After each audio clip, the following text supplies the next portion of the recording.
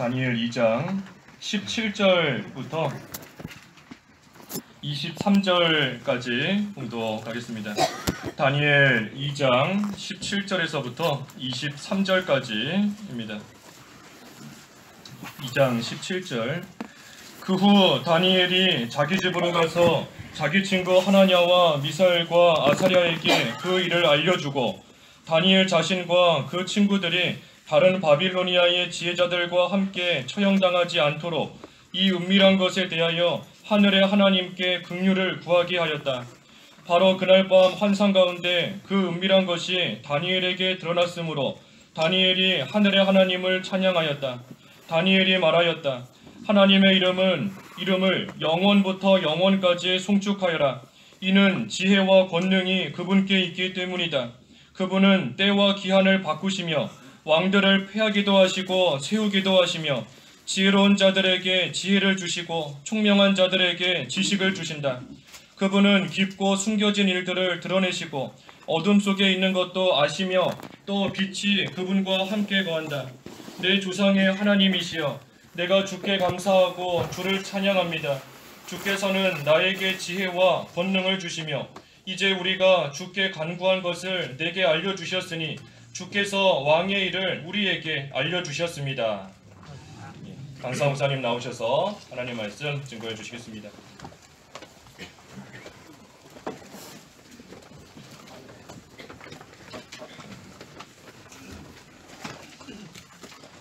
같이 기도합시다.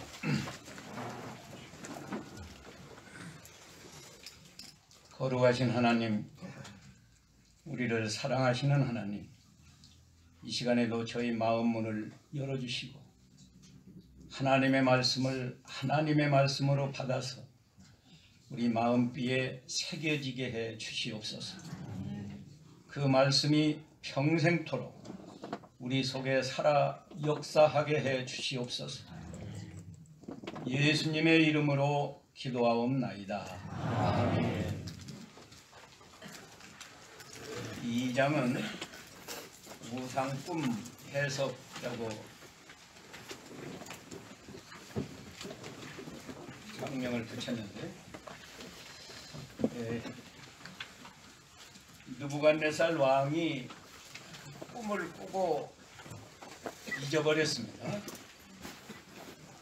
잊어버리고 만 게 아니고 너무 그 꿈을 알고 싶고 그 꿈이 무슨 뜻인지 그걸 알고 싶어서 건민하고 답답하고 아주 죽을 지경이 되어서 바벨론에 있는 모든 박사, 술계, 점장이 이런 사람들을 다 불러다가 내 꿈을 알게 하고 해석해라.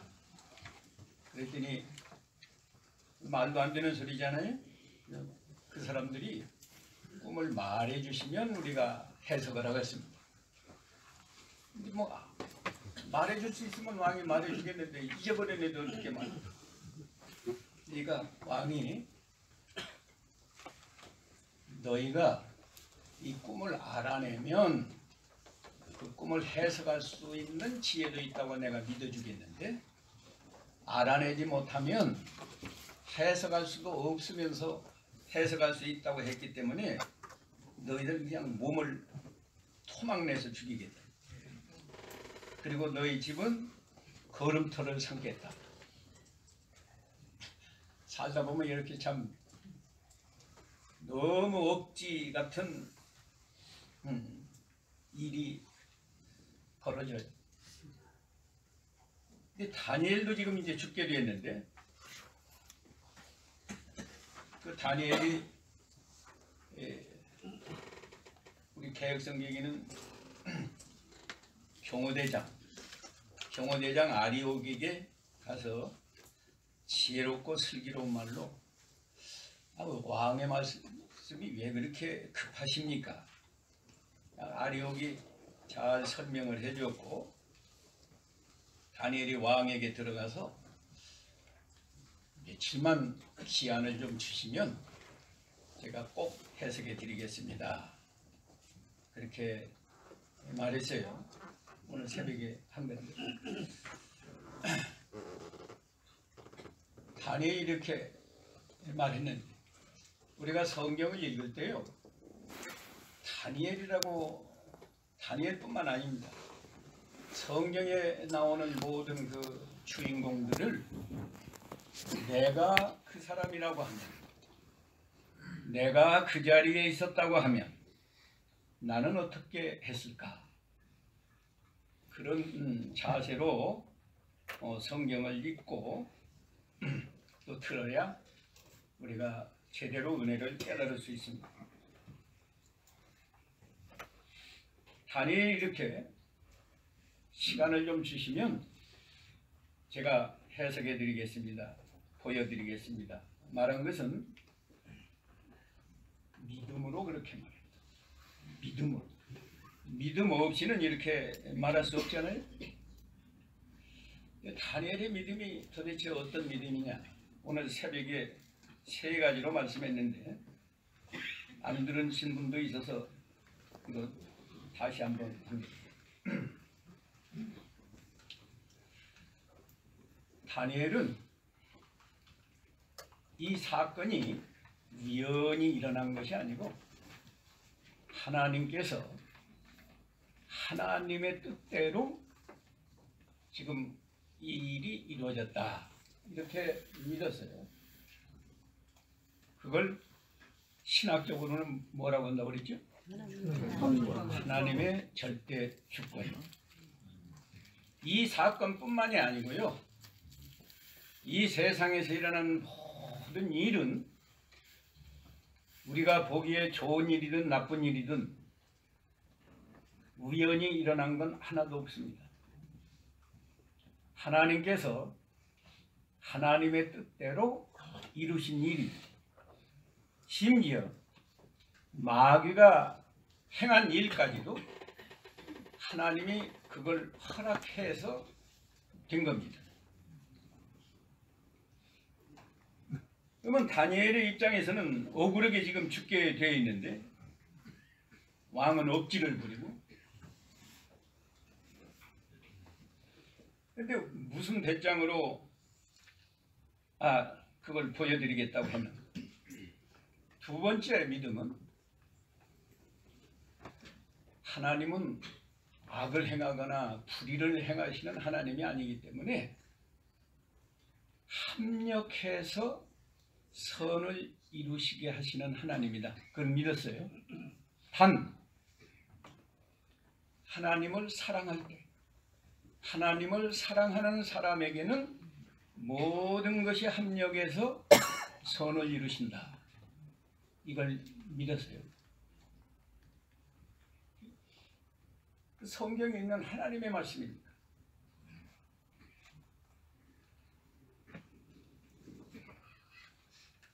로마서 8장 28절에 그 말씀이 그대로 있어요. 하나님을 사랑하는 자, 곧 그 뜻대로 부르심을 입은 자들에게는 모든 것이 합력해서 선을 이루느니라. 다니엘이 내가 하나님을 사랑하고, 사랑하는 건 뭐예요? 하나님을 사랑하는 사람은 하나님의 말씀을 순종하는 거예요. 사랑은 이것이니, 하나님을 사랑하는 것은 이것이니 곧 그의 계명들을 지키는 것이다. 그의 계명은 무거운 것이 아니로다. 요한일서 5장 3절에 그렇게 기록되어 있어요. 그러니까 다니엘이 1장에서도 하나님을 사랑했지만 이번 사건을 통해서도 내가 하나님을 사랑하면 이 말도 안 되는 사건이 다니엘의 입장에서는 오그러기 짝이 없는 사건이잖아요. 죄 없이 다 왕 자기가 꿈 잊어먹고 해석 안 하면 다 죽인다고 해서 죽게 되었으니까 얼마나 억울한 일이에요. 그러나 하나님은 합력해서 선을 이루실 것이다. 이렇게 긍정적인 생각을 했어요. 우리가 하나님 말씀대로 이루어질 걸 믿는 것이 긍정적인 생각입니다. 우리가 좀 그렇게 긍정적인 생각을 할 필요가 있어요. 아무리 어려운 사건을 만나고 절망적인 사건을 만났어도 뭐 성경을 많이 배워야 되는 게 아니에요. 하나님을 사랑하는 자에게는 모든 것이 합력해서 선을 이루신다. 그 말씀만 우리가 정말로 믿고 그 말씀대로 산다고 하면, 다니엘이 지금 뭐 엄청난 사건을 만났는데 마음이 편하는 거예요. 합력해서 선을 이루실 거니까 더 잘 될 거다.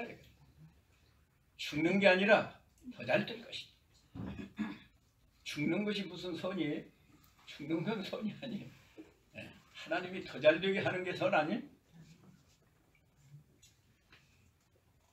그리고 세 번째는 합력해서 선을 이루신다고 해서 그냥 가만히 있는 게 아니고 환난 날에는 어떻게 하라고요?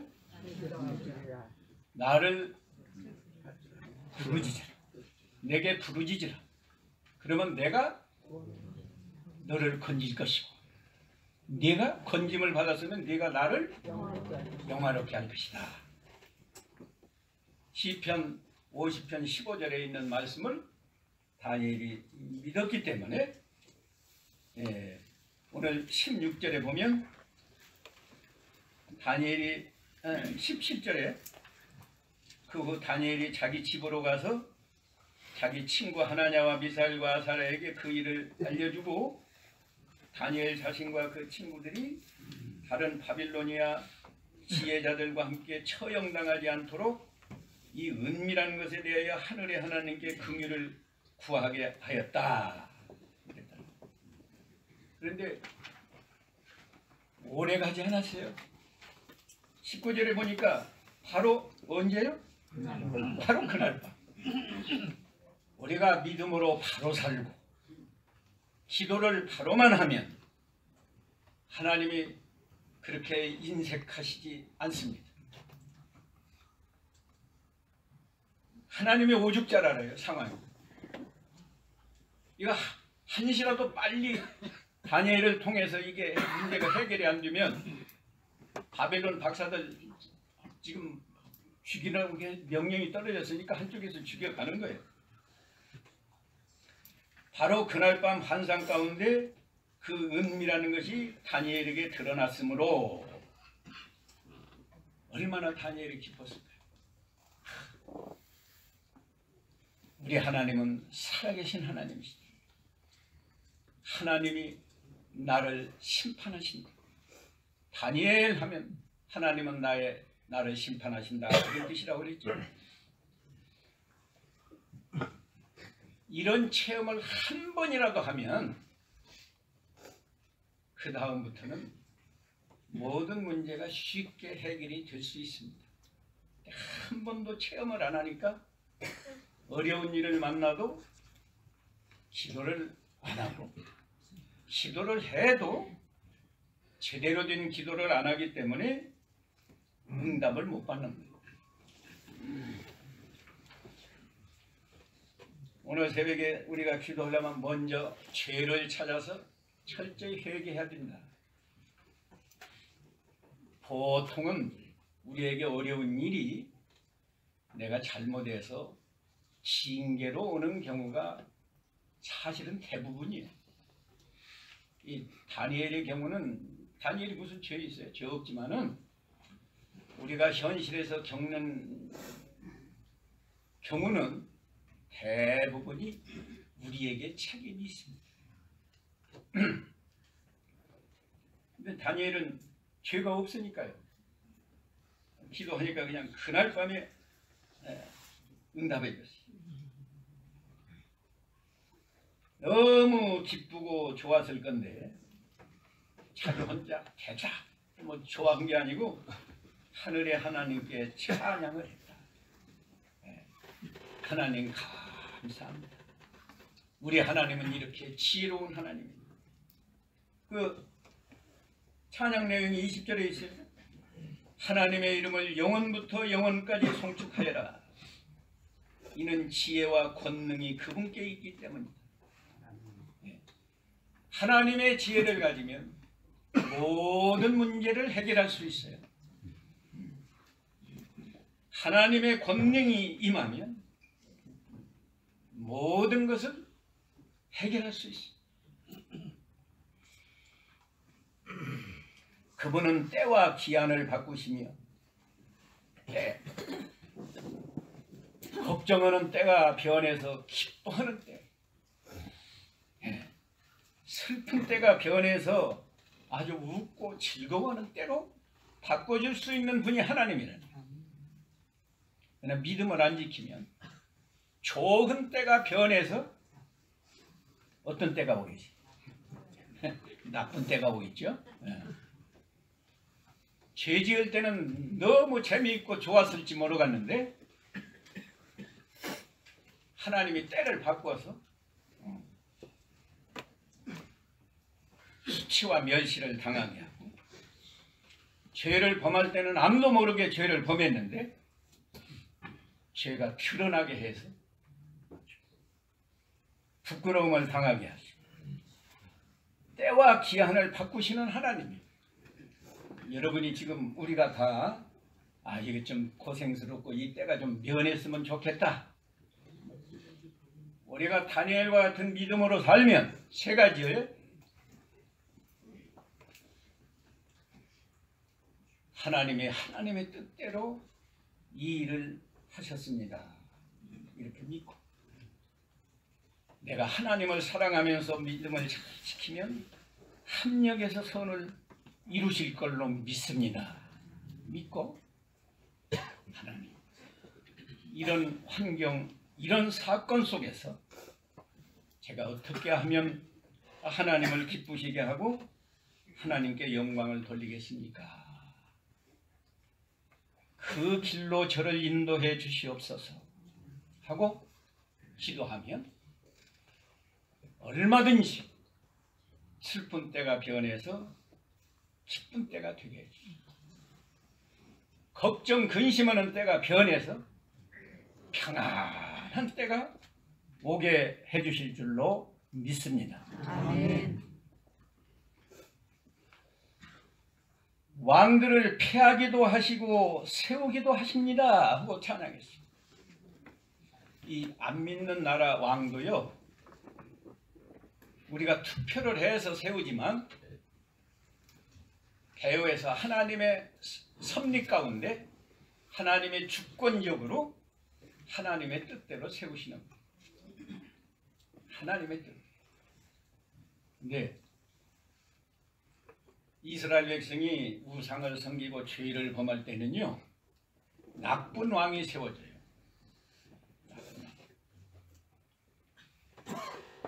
백성들이 믿음을 잘 지키면 어떤 왕을 세워주겠죠? 선한 왕을 세워줍니다.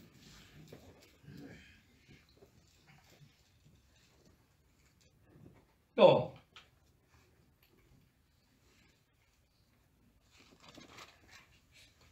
현직에 있는데 문재인 대통령 좋은 대통령 같아요, 나쁜 대통령 같아요. 답 안 해도 됩니다. 답으라고 하는데 우리가 믿음을 잘 지켰으면 좋은 대통령이 되었을 거고, 우리가 믿음을 잘 안 지켰으면 좋은 대통령이 아닐 거고, 지금부터라도 우리가 믿음을 잘 지키면요, 이 다음 보세요. 지혜로운 자들에게 지혜를 주시고 청명한 자들에게 지식을 주신다 그랬잖아요.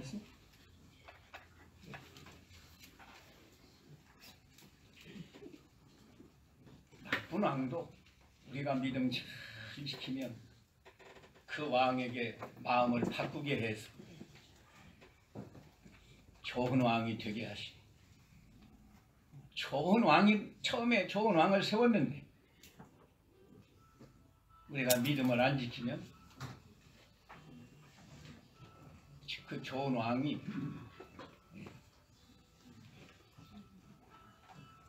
안 되죠.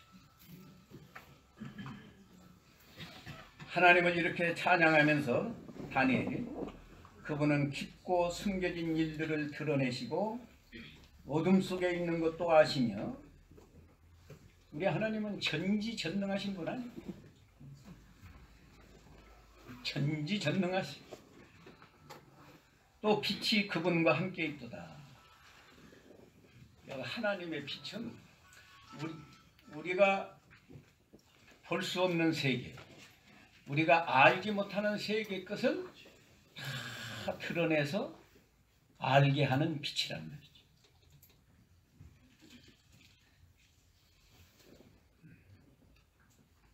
전도서 12장 14절에 보니까 하나님은 은밀한 일을 드러내서 뭐 하신다고요? 심판하신다. 시편 139편 1절 이하에 보면 하나님은 우리가 생각하는 것, 나는 여러분이 무슨 생각하는지 하나도 몰라요. 지금 구황서 목사가 무슨 생각하는지 제가 어떻게 알겠어요? 근데 하나님은 다 알아요. 여러분이 예배당에 와 앉아서도 정말 은혜를 사모해서 은혜 받기를 사모하는 마음으로 그러고 앉아있는지, 아니면 빨리 끝나가서 집에 가가지고 지금 뭐 할 일이 있는데 또 쓸데없이 가스불 다 끄고 와가지고 내 가스불 끄고 나왔나 안 끄고 나왔나 그런 생각을 하는지, 하나님은 다 생각까지 안 해요.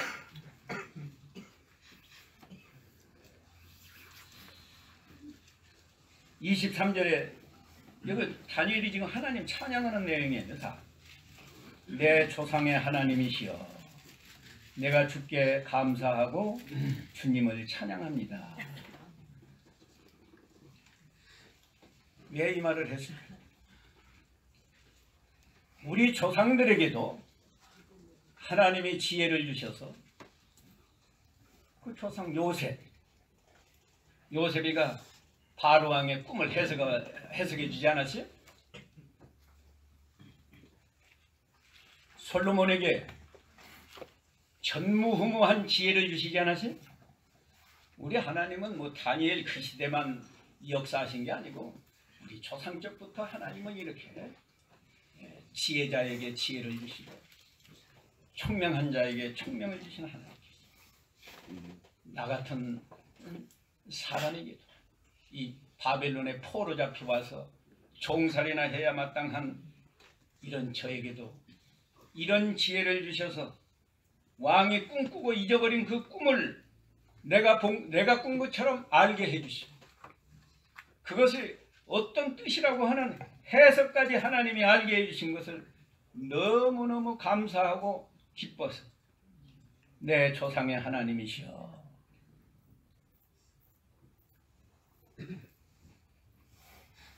우리는 쓸데없는 뭐 조상 자랑하고 그러는데 우리 신앙의 조상들 히브리서 11장에 보면 믿음의 조상들에 대해서 다 말해놓고 그들이 우리의 증인이다. 신앙의 경주를 잘해라. 12장에 말하지 않았지? 이제 24절부터는 해몽하는 건데, 꿈을 해석하는 거예요. 시간이 2장을 다 해야 되는 건데 뭐 기초는 이제 다 닦아놨으니까 조금 속도를 빨리 하겠습니다.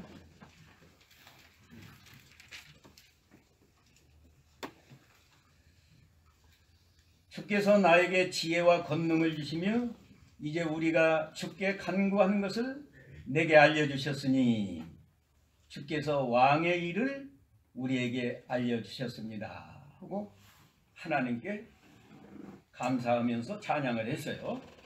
24절, 그리하여 다니엘은 왕이 바빌로니아의 지혜자들을 처형하도록 지명한 아리옥에게 가서 이와 같이 말하기를, 바빌로니아의 지혜자들을 처형하지 말고 저를 왕 앞으로 데려가 주십시오. 그러면 제가 왕께 해석을 보여드리겠습니다. 믿음을 잘 지키면 자기만 좋은 게 아니고요. 다른 사람에게 반드시 유익을 주고 혜택을 줍니다. 다니엘 때문에 그 바벨론 박사들 다 지금 토막내서 죽이도록 한 건데 이제 안 죽게 됐어요.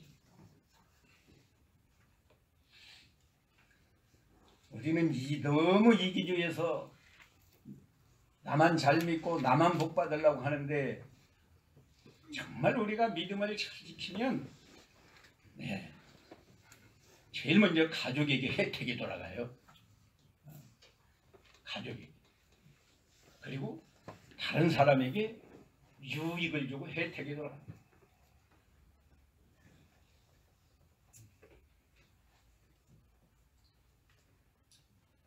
(25절) 아리옥이 급히, 아리옥도 얼마나 기뻤겠어요. 사람 죽이는 일이 그게 뭐 얼마나 끔찍하고 좋지 않은데, 이 다니엘이 해석을 왕에게 보여드리겠다고 하니까 좋아가지고 급히 다니엘을 왕 앞으로 데리고 가서 제가 유다에서 사로잡아 온 사람들 중에 왕께 그 해석을 알려드릴 사람을 찾았습니다 라고 말했습니다. 왕이 대답하여 벨드사살이라 이름한 다니엘에게 말하기를, 내가 보았던 꿈과 그 해석을 네가 내게 알려줄 수 있겠느냐? 아마 반신반의했을 것 같아요. 이게 정말로 잘 알려줄 수 있을까 하는 좀 의심스러운 것도 있고, 알려준다고 하니까 또 좋아서 알려줄 수 있겠느냐 이렇게 물었다고요. 그랬더니 다니엘이 왕 앞에서 대답하여 말하였다. 왕께서 물으신 은미라는 것을 지혜자들이나 주술가들이나 마술사들이나 점쟁이들은 왕께 보여드릴 수 없습니다. 오직, 그러면 제가 보여드리겠습니다 그런 게 아니에요. 오직 은밀한 것들을 드러내시는 분은 누구십니다? 하나님이십니다. 우리들은 그 사람들은 다 어림도 없습니다. 그러나 나는 할 수 있습니다 이렇게 말하기 쉬운데, 은밀한 것을 드러낼 분은 하나님이십니다 하고 하나님 앞에서 겸손하고 말을 통해서 하나님께 영광을 돌렸어요. 하나님께서 하늘에 계시니 그분께서 느부갓네살 왕께 장래일을 알려주셨습니다. 나에게 알려줬다고 안 하고 왕께 장래일을 알려주셨습니다.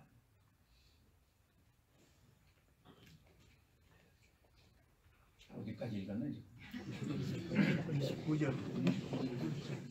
28절 28절이죠. 끝부분. 네. 왕의 꿈, 곧 왕의 침상에서 머릿속에 나타난 환상은 이러합니다. 왕이시여, 왕께서 침상에서 장래일을 생각하실 때에 은밀한 것들을 드러내시는 분께서 장래일을 누구에게 알려주셨습니다? 왕께 알려주셨습니다. 다니엘이 겸손하고 믿지 않는 왕이고 너무 억지로 억지 말을 하는 그런 왕이지만 그래도 윗사람이니까 왕을 존경하는 마음을 가지고 어떻게든지 왕의 마음을 편안하게 해드립니다. 하나님께서 왕에게 알려주셨습니다.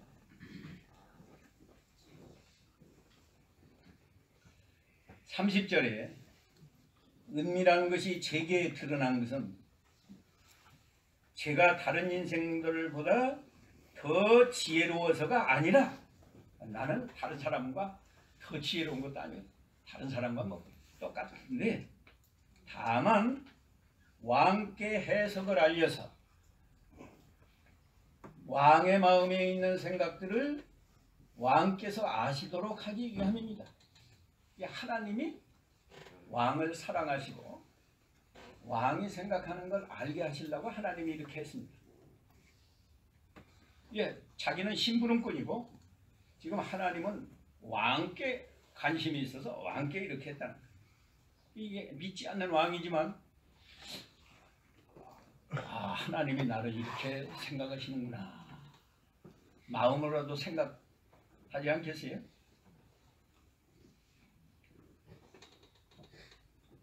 믿음이라고 하는 것은 말 한마디로부터 믿음이 나타납니다.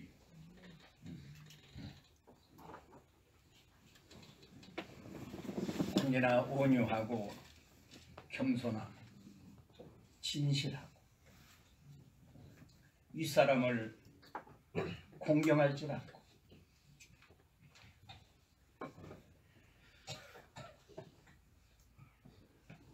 (31절에) 이게 진짜 해석이 나옵니다. 왕이시여 왕께서 큰 형상 하나를 보셨습니다. 왕 앞에 서 있는 그 형상은 거대하고 매우 찬란하며 그 모양이 두려웠습니다. 32절 그 형상의 머리는 순금이고 가슴과 팔은 은이고 배와 넓적다리는 동이었으며 개역성경은 노신데 이 다른 성경은 동으로 구리로 이렇게 해석했습니다. 33절 종아리는 철이고 발은 일부는 철이고 일부는 진흙이었습니다. 이건 왕이 꿈을 꾼 건데 다니엘이 지금 설명을 한 거예요. 거대한 사람 모양의 형상이 있는데 머리는 금이요. 번쩍번쩍하는 금이고 이 가슴과 팔은 뭐예요? 은이고 이 배하고 넓적다리는 동이고 그리고 저 종아리가 뭐예요? 무릎 밑에를 종아리라고 하죠? 두 종아리는 철이요. 그리고 저 발목 밑에 발은 얼마는 철이고 얼마는 진흙이라. 이상한 왕께서 꿈으로 보셨습니다. 그렇게 말해줬어요. 근데 그것이 전부가 아니에요. 34절에 왕께서 보시는 동안 아무도 손대지 않았으나 산에서 돌 하나가 잘려나와 산에 바위가 많지 않아요. 근데 뭐 칼로 쫙 자른 것처럼 이 돌덩어리 하나가 잘라져서 날아와 가지고 그 우상에 어디를 쳤어요? 머리를 쳤어요? 발을 치니까 발 종아리도 아니에요. 발을 치니까 산산조각이 나서 띠끌과 같이 됐는데 35절 그때 발만 쳤는데 철과 진흙과 동과 은과 금이 모두 부서져서 여름 타작마당의 겨와 같이 바람에 날려가 흔적도 찾아볼 수 없게 되었고 그 형상을 친 돌은 날아올 때는 조그만 돌이었는데 뭘 이뤘어요? 큰 산을 이루어서 온 땅을 세웠습니다. 그게 이제 꿈이고요. 꿈의 내용이. 이제 해석을 합니다. 다니엘이. 해석은 36절. 꿈은 이러하니 이제 우리가 그 해석을 왕에게 말씀드리겠습니다. 나만 읽으니까. 구왕서 목사 그 다음 37절 읽어보세요. 왕이시여 왕께서는 왕 중의 왕이십니다. 하늘의 하나님께서 왕께 왕국과 영광과 권세와 능력과 명예를 주셨습니다. 또 사람들과 들짐승들과 군중의 새들이 살고 있는 모든 곳을 하나님께서 왕의 손에 주셔서 그 모두를 다스리게 하셨습니다. 왕께서는 바로 그 금으로 된 머리이십니다. 예.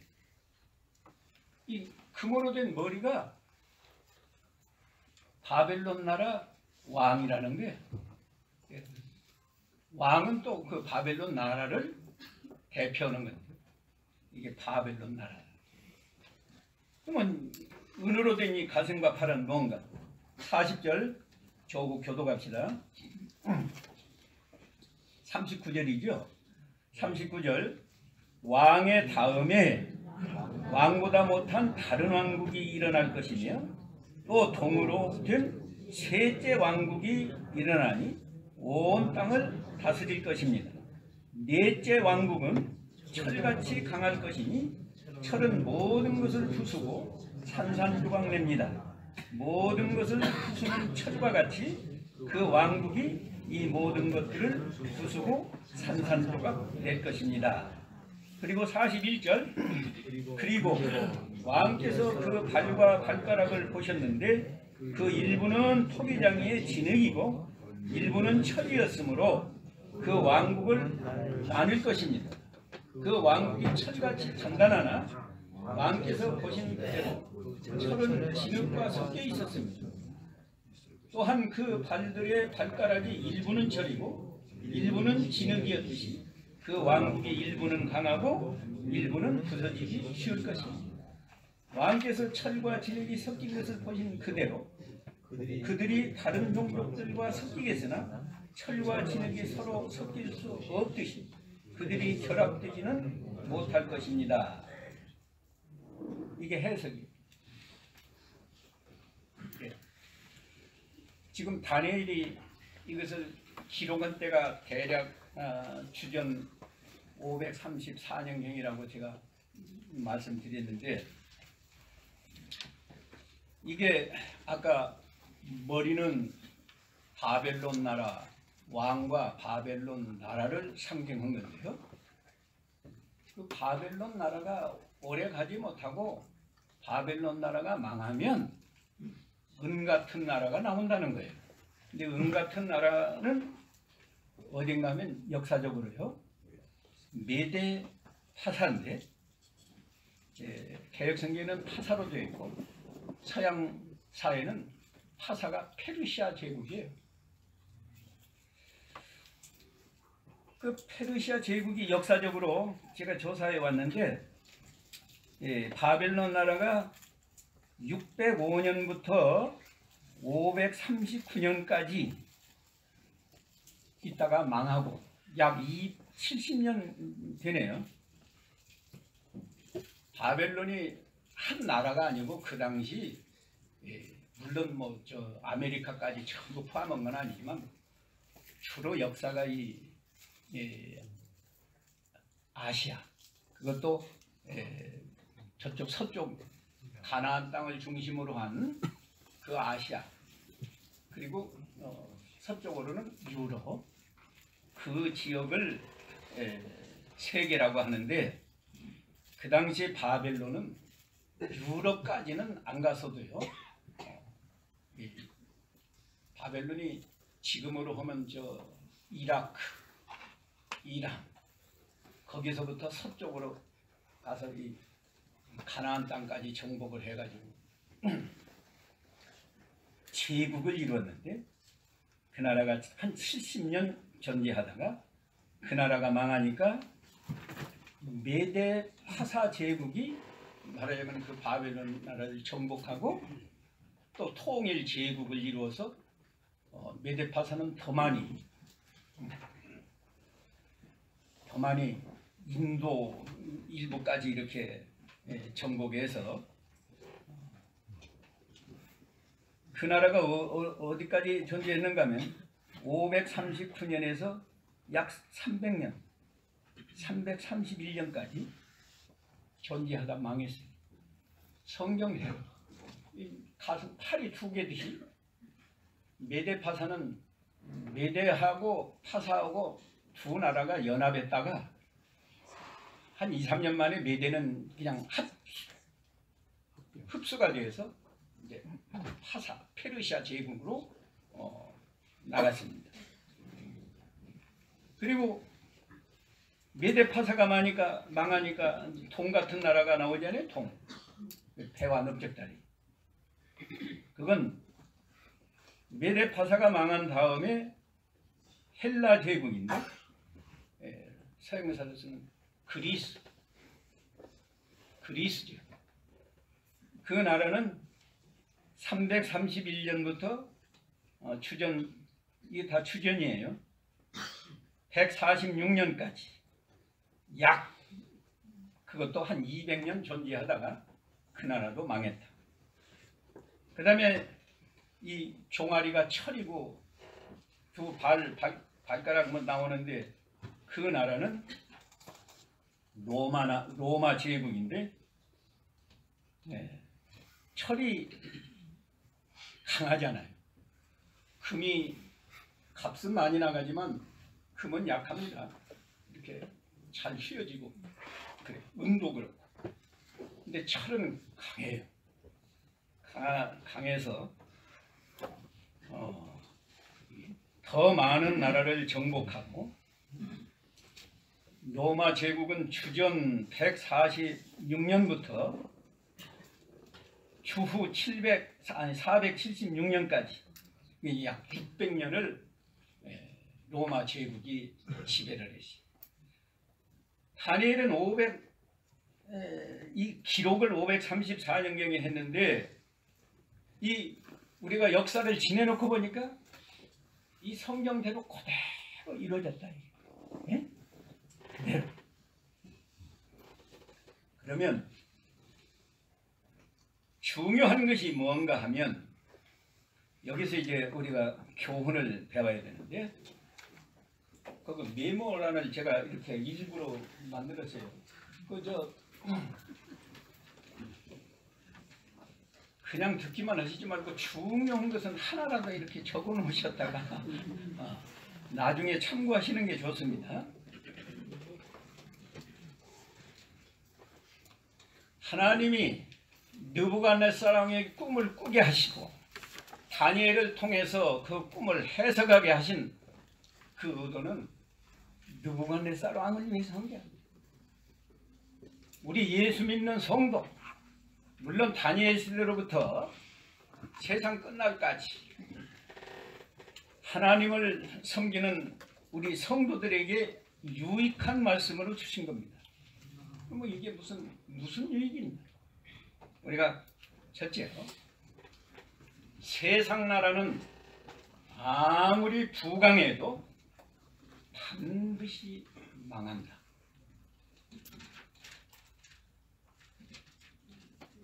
권불10년이란 말이 있잖아요. 꽃은 아무리 고와도 열을 지내면 시든다고 해서 화무 11홍. 되게 붉은 꽃이 아름다우니까 화무. 꽃 가운데 10일 동안 불 끄면 더 이상 붉은 꽃은 없다, 그런 뜻인데, 다시 말하면 꽃이 예쁘지만 곧 시든다. 화무 11홍이고 왕이 되고 뭐 대통령이 되고 굉장히 권세 있어도 권불 10년 10년 못 간다는 거예요. 박정희 대통령은 뭐 16년인가 하긴 했지만 세상 나라 굉장히 강해도 일본이 2차 대전 전에 얼마나 강했습니까? 그 섬나라가 말이죠. 우리나라 다 정복하고 중국 그렇게 넓은 땅을 중국 정복하고 저 태평양에 있는 뭐 필리핀, 이 동남아 대부분 이렇게 정복하고 오래 가요? 반드시 망하게 돼 있어. 반드시.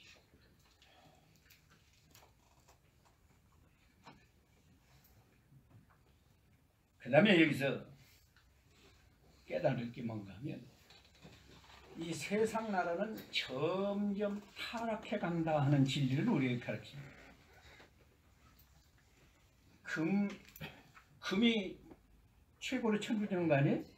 근데 그 다음에 금보다 못한 은나라예요. 은보다 못한 게 동이에요. 값으로 따지면 동보다도 값이 덜 나가는 게 철이라. 세상 나라는 점점 타락해 간다 하는 것을 우리에게 꿈을 통해서 가르쳐 주십니다. 제가 어렸을 때만 해도요, 우리 할머니에게 며느리가 셋인데 며느리들이 할머니 앞에서 뭐 절절 기었습니다. 기었다는 말이 좀 저도 말 잘못 나왔네. 근데 지금은 어때요?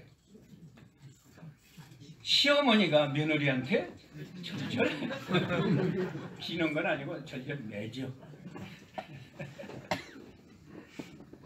옛날에는 대학교 총장 하면 학생들이 얼마나 존경하고 그랬는데 지금은 총장도 총장실에 가둬놓고 머리도 깎아주고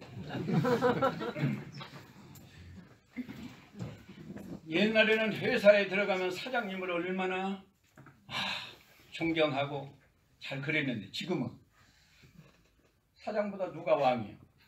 노조위원장이 왕.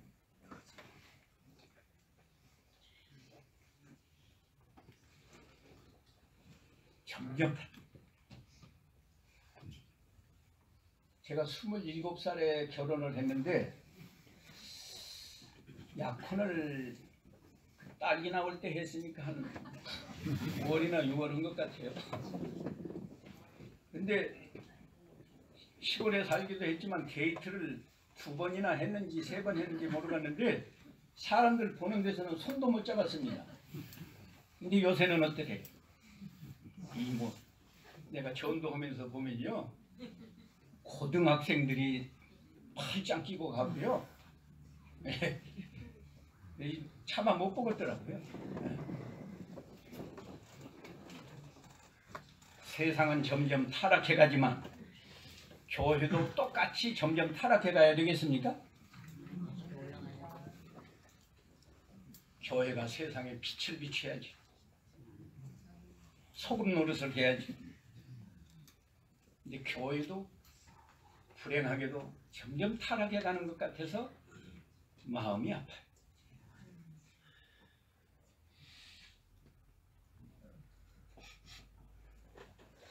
그 다음에 이 세상 나라는요, 끊임없이 강한 나라는 세계를 지배하려고 해요.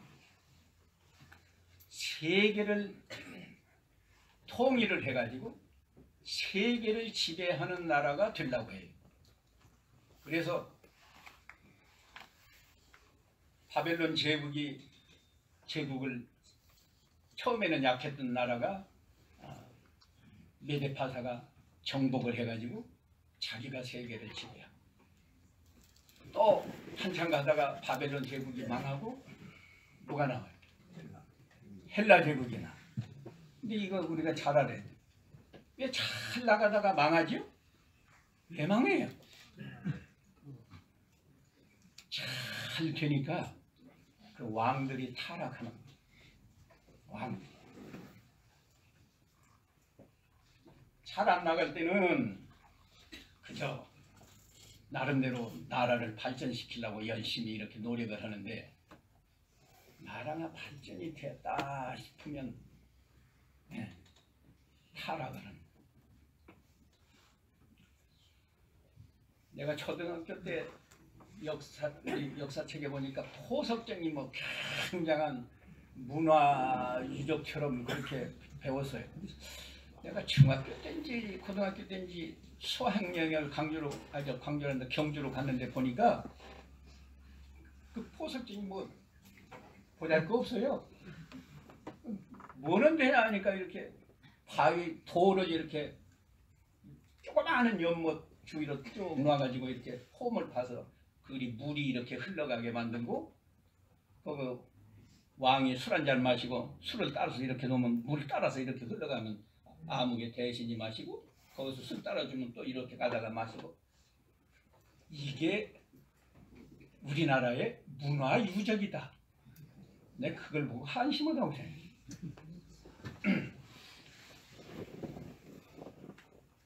왜 백제도 처음에는 잘 나갔어요? 근데 왜 망했어요? 의자왕이 삼천궁녀를 거느리고 방탕하고 술 먹고 나라 정치가 제대로 되겠어요? 망한 거예요. 신라가 삼국 통일을 하고 잘 나갔는데 왜 망했어요? 그 경순왕이 또 그렇게 방탕하고 그러다가 포석정에서 술 마시고 그러다가 다 망한 거예요.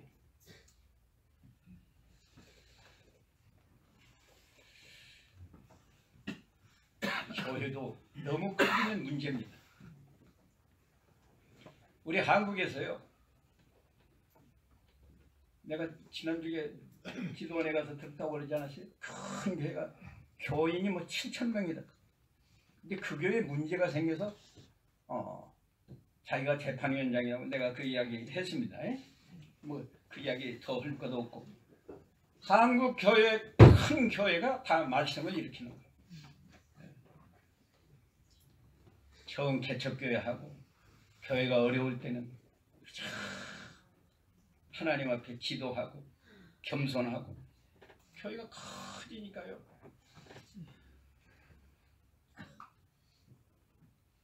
퇴직금을 12억을 줬다든가.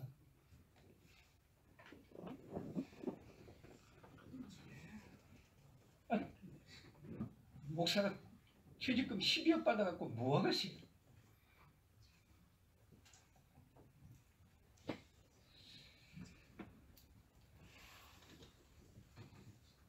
세상 나라는 점점 타락한다. 타락하다가 망한다. 이거 우리에게 교훈으로 주시는 거예요. 그리고 인간의 욕심이 얼마나 많은지 말이죠. 두 번째 가는 걸 싫어해요. 지금 미국하고 중국 보세요. 서로 사이가 좋습니까? 왜 안 좋아요? 서로 잡아먹으려고. 서로.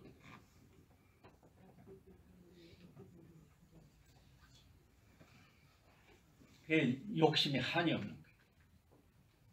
우리 사람은 그래도 양심과 이성이 있는데 국가라고 하는 건 이성이 없잖아요. 그래서 짐승이라고 표현해 놨어요. 이 다니엘이 꿈꾼 것이 그대로 7장에 가면 이제 다니엘이 꿈을 꾸는데 다니엘은 네 짐승의 꿈을 꿉니다. 처음에는 사자와 같은 짐승이 나오죠. 두 번째는 곰과 같은 짐승이 나오죠. 세 번째는 표범과 같은 짐승이 나오고 네 번째는 아주 무서운 짐승. 막 이가 철이고 무서운 짐승이에요.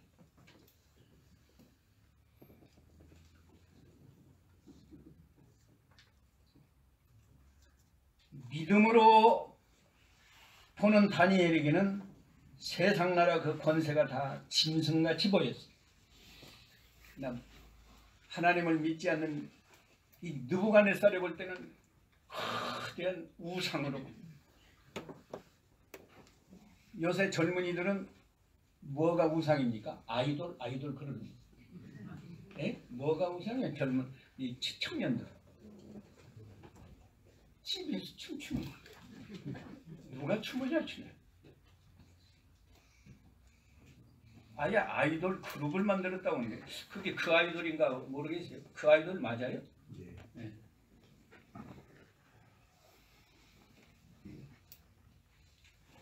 아이 중국 오고 미국 오고 그래. 중국 입장에서 네가 1등 해라. 나는 딱 2등으로 좋다.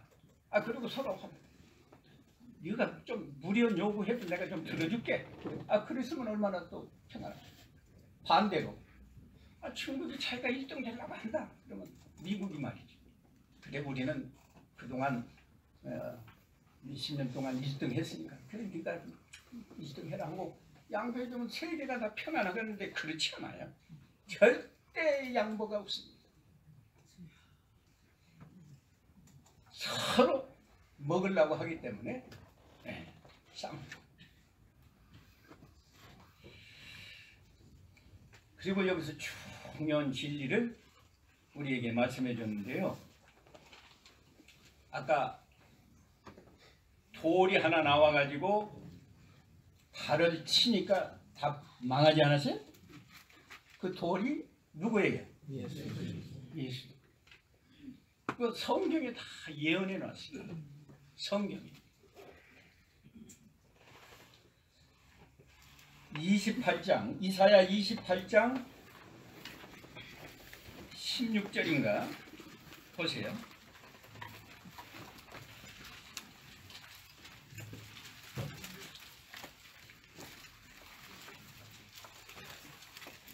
(28장 16절) 그러므로 주 여호와께서 이같이 말씀하셨다. 보아라, 내가 한 돌을 시온의 기초로 놓을 것이니 시험한 돌이며 귀한 모퉁이 돌이자 튼튼한 기초이다. 이것을 믿는 사람은 다급해지지 않을 것이다. 예. 뭐 돌을 믿으라고 했잖아요. 근데 이게 베드로가 사도 베드로가 베드로전서 2장 4절에 말했어요. 그게 우리 예수님이라는 걸 분명히 말했고요. 고린도전서 10장 4절에도 이스라엘 백성이 출애굽에서 광야에서 반석에서 나오는 물을 마셨는데 그 반석은 곧 그리스도시다. 그리스도께서 생수를 주신다. 그런 진리를 다 말해놨지. 그리스도가 오셔서 이 세상 나라를 멸망하고 심판에서 멸망하고 그리스도의 나라가 하나님의 나라가 세상에 가득하게 된다. 그런 진리를 우리에게 말씀해 줬습니다. 그런데 잘 보세요. 세계를 지배하는 통일 제국은 로마 제국으로 끝이다. 처음에는 바벨론 제국이 나왔고 메데 파사 제국이 나오고 헬라 제국이 나오고 로마 제국이 나왔는데 그 다음에는 세계를 지배하는 통일 제국은 없다. 그걸 성경을 통해서 말씀해주고 주님 재림하실 때까지 두 세력이 서로 잡아먹으려고 경쟁을 한다. 두 발, 두 종아리 그렇지 않아요? 성경은 너무너무 정확한 거예요. 미국이 아무리 세계를 지배하려도 이제 안 됩니다.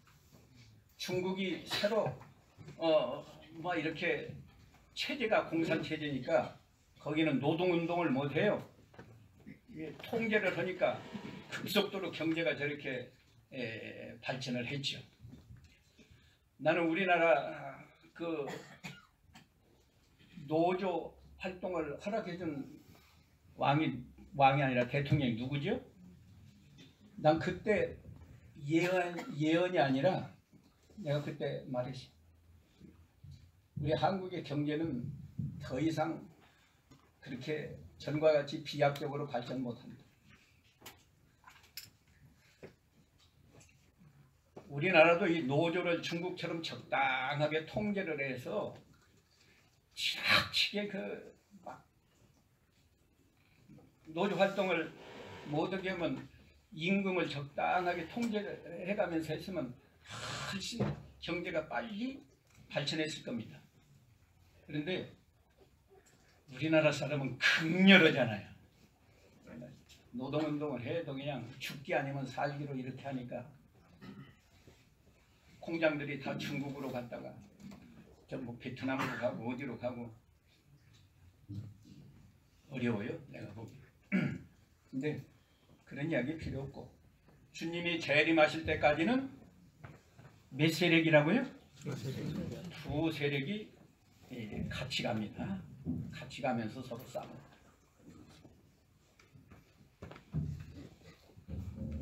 근데 마지막에 보세요. 발은 얼마는 철이고 얼마는 진흙이다.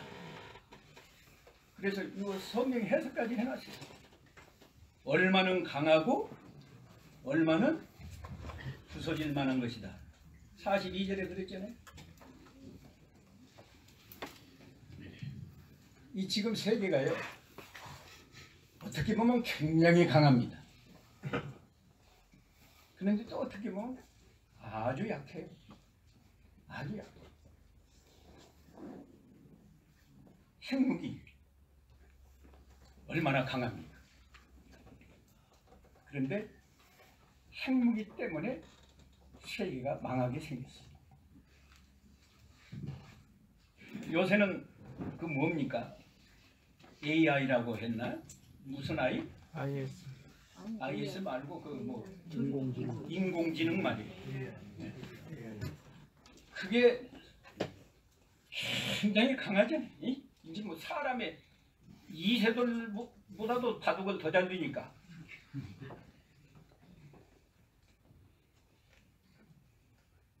AI만 이용을 하면 그냥 사람 살기가 아주 저기까지 막 설정 그렇게 하더라고요.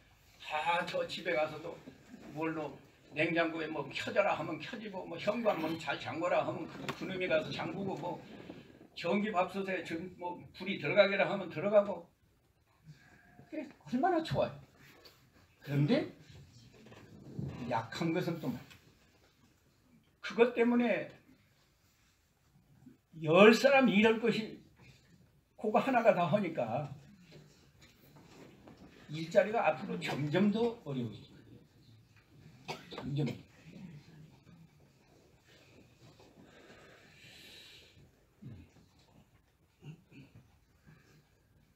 여러 가지 화학 제품을 이용해서 우리에게 필요한 물건들을 막 만들어내는 건 굉장히 강한 건데, 그러다가 보니까 공해가 생겨서 사람들이 살기가 어려워졌다. 이렇게 철은 강하고 진흙은 약하고 이 말세가요 점점 타락해 갈 뿐만 아니라 어떤 면을 보면 세계가 참 강하고 잘 될 것 같은데 또 다른 면을 보면 한없이 약한 면도 있고, 철과 진흙 강한데 일부는 부서지기 쉽다. 또 철과 진흙은 이렇게 잘 결합이 됩니까? 안 돼요. 해석해 놨어요, 다니엘이. 43절에 보니까 철과 진흙이 섞인 것을 보신 그대로 그들이 다른 종족들과 섞이겠으나 철과 진흙이 서로 섞일 수 없듯이 그들이 서로 결합되지 못할 것입니다. 미국이요, 굉장히 강한 나라 아닙니까? 근데 미국의 골칫거리가 뭐예요? 네? 예루살렘? 아주 현대적인 감각이고, 미국 내 골칫거리는 그 인종이에요. 지금 흑백 갈등이 여간 심하고, 중국도 보세요. 대국이라고 자랑하지만 중국의 민족이 몇 민족이래? 50 몇 민족이 있는데 철과 진흙과 같아서 절대로 이렇게 자기들 마음대로 다 이렇게 결합되지 못해. 뭐 위구르라든가 뭐 어디라든가 거기서는 같은 중국 내인데 뭐 거기 데모하고 뭐 야단하잖아요.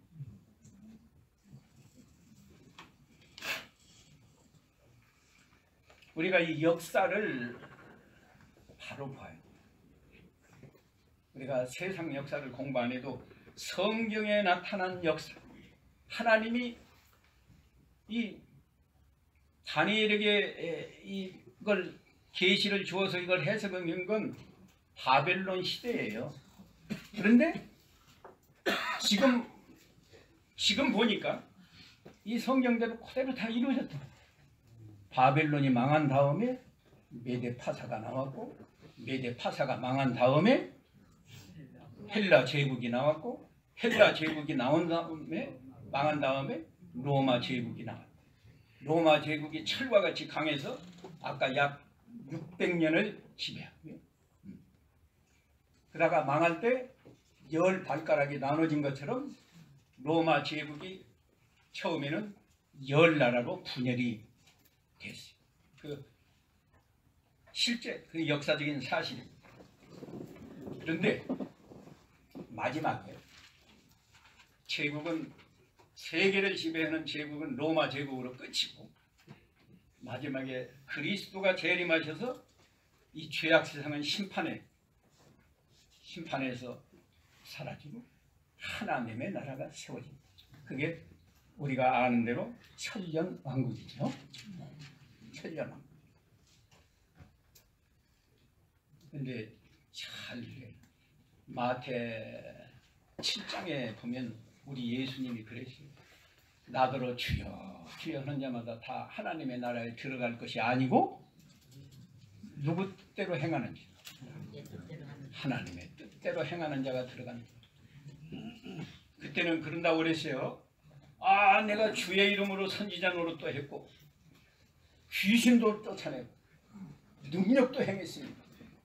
그런데 그건 부인하지는 않아요. 예수님. 불법을 행하는 자들아 다 내게서 물러가라. 뭘 잘한다고? 거짓 선지자 발람도 예언을 해서 성경이 기록되어 있습니다. 당나귀를 시켜서 발람 선지자를 꾸짖었어요. 방언한다고 자랑은 당나귀는 더 좋은 방언을 했어요. 당나귀가 사람 말을 했잖아요. 우리는 신앙의 경주를 잘하자고 첫 시간에 말씀했는데 신앙의 경주는 100m 골인 지점도 아니고 마라톤 42.195km 거기가 골인 지점이 아니고 우리의 목표는 누구다? 예수님이시다. 예수님을 어떻게 하는 거예요? 닮아가는 것이다. 예수님처럼 너무 복잡하면 우리가 기억하기도 어렵고 예수님을 닮아가는 게 다른 게 아니에요. 내 생각을 닮아서 생각이 뭐 수십 가지 할 수 있지만 예수님처럼 선한 생각을 하자. 예수님처럼 선한 말을 하자. 예수님처럼 선한 행동을 하자. 그게 우리 목표예요. 그러니까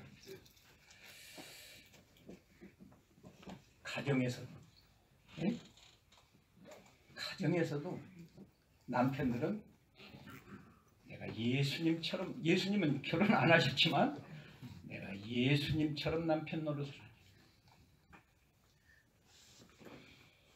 부인들은 내가 예수님과 같은 인격으로 아내 노릇을 하자.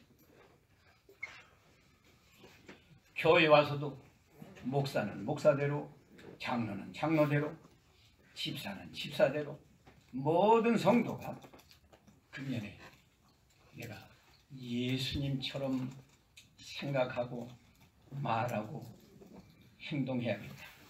이렇게 어제 1장에서는 무엇을 정하고? 뜻 정했어요? 1시간만 지나가면 다 잊어먹고. 네. 너무 복잡하면 그거 힘들어요. 근데 간단하잖아요. 내가 예수님처럼 선한 생각을 하자. 사람이니까요. 기도하다가도 뭐 마귀가 우리 생각을 얼마나 복잡하게 만들고 딴 생각하게 만들고 예수님처럼 선한 생각만 하자. 선한 말만 하자. 선한 행동을 하자. 그렇게 뜻을 정하고 기도하면서 노력하면, 당장에는 안 되지만 노력하면 예수님이 얼마나 낮아지시고 예수님이 얼마나 오래 참고 그렇게 해서 하나님의 뜻을 이루지 않았어요. 그렇게 하면 당장에는 우리가 안 되더라도 차츰 마라톤 코스는 42km 하고도 195m를 더 가야 되는데 그렇게 하면 조금씩 전진해서 우리 믿음이 자라나고 우리 인격이 그래도 작년보다는 금년에 좀 나아지고 지난달보다는 이번 달에 조금 나아지고 이런 은혜가 있을 때 우리를 통해서 하나님이 영광을 받으시고 우리는 복을 받을 줄로 믿습니다. 이렇게 하니까요. 이 시간이 다 됐는데 조금만 더 할게요. 미안하지만 해석을 이렇게 잘 해주니까 다니엘에게 복이 돌아갔습니다. 46절 읽어보고 그냥 지나가겠어요. 읽어봅시다. 이에 느부갓네살 왕이 엎드려 다니엘에게 절하고 예물과 향품들을 그에게 주도록 명령했다. 또 47절 왕이 다니엘에게 대답하여 말하기를 내가 이 은밀한 것을 드러낼 수 있는 것을 보니 너의 하나님께서는 신들 중에 신이고 왕들 중에 주이시며 은밀한 것을 드러내는 분이심이 분명하다. 하나님께 영광이 돌아갔습니다. 다니엘이 믿음 잘 지키니까 다니엘 자신이 왕에게 복을 받는데 왕이 자기에게 엎드려서 절했어요. 누가 높아요? 절 받는 사람이 높아요? 절하는 사람이 높아요? 절 받는 사람이 높아져. 하나님이 그렇게 높여주는 거예요. 그뿐 아니라 하나님이 영광을 받으셔요. 그뿐 아닙니다. 48절 또 읽고 지내가요. 이에 왕이 다니엘을 높이고 그에게 귀한 선물을 많이 주고 그가 바빌로니아 모든 지방을 통치하게 하고 모든 지방 통치하니까 총리다 그 말이에요. 그를 바빌로니아 모든 지혜자들의 우두머리로 삼았다. 그뿐 아니요. 49절 그리고 다니엘이 왕에게 요청하여 사드락과 메삭과 아벳노고를 세워 바빌로니아 지방의 일들을 관할하게 했으며 자신은 왕의 궁정에 머물렀다. 다니엘 때문에 다니엘의 세 친구도 출세했습니다. 네. 이렇게 우리가 믿는 하나님은 우리가 하는 신앙생활은 나도 복을 받고 다른 사람에게도 유익을 주고 하나님께는 영광이 돌아가고 이런 걸 하라고 하나님이 우리를 구원해 주신 겁니다. 이런 생활을 금년에 새로 시작하자고 다시 한번 새 출발하자고 사경회를 하나님이 허락하신 줄로 믿습니다. 기도합시다. 거룩하신 하나님 아버지, 하나님의 은혜와 사랑을 감사합니다. 왕이 꿈꾸고 다 잊어버린 것을 다니엘은 하나님께서 모든 것을 하나님의 뜻대로 하시는 줄로 믿고 하나님을 사랑하면 합력해서 선을 이룰 줄로 믿고 하나님께 기도하면 하나님이 반드시 도와주시고 해결해 주실 것을 믿고 그렇게 나아갈 때 하나님이 다니엘에게 꿈을 알게 해주시고 해석도 알게 해주시고 그 결과 자신도 복을 받고 하나님께 큰 영광이 돌아가고 친구들에게도 많은 유익을 준 이 말씀을 오늘 저희에게 가르쳐 주셨사오니 우리가 다니엘의 신앙을 본받았으 금년에 믿음 잘 지키고 다니엘과 같은 신앙의 열매가 맺히게 해 주시옵소서. 예수님의 이름으로 기도하옵나이다. 아멘.